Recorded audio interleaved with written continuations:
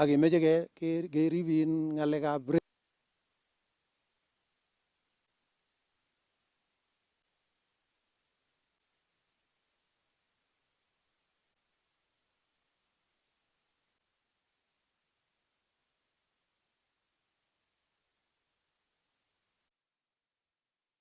sisi tukiwa wasee hatukukubaliana na hiyo mambo ambaye vijana walifanya, na tumewasihi vijana ya kwamba wawache hiyo maandamano na wawache kuharibu mali ya kampuni.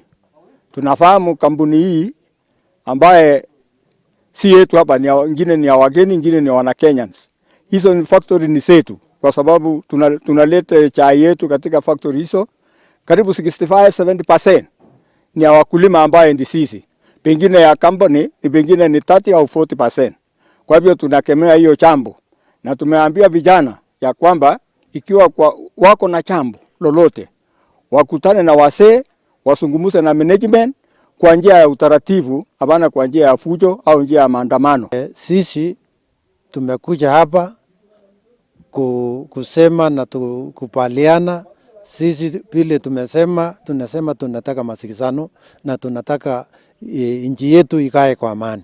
Tunataka amani kwa mahali popote. Kwa hivyo yale yote ilitokea pande hii, na sisi hawezi kuruhusu iendelee.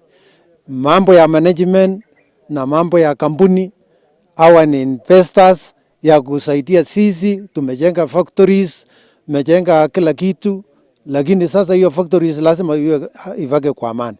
Na sisi tuko na tusikize serikali, tuende pamoja, tusaidiane ili kila mmoja ifaidike. Tunataka investors ifurahie, hata kama ni watalii kuja pande ya kuje, sisi tunapaliana na tupate nchi yetu iwe na amani.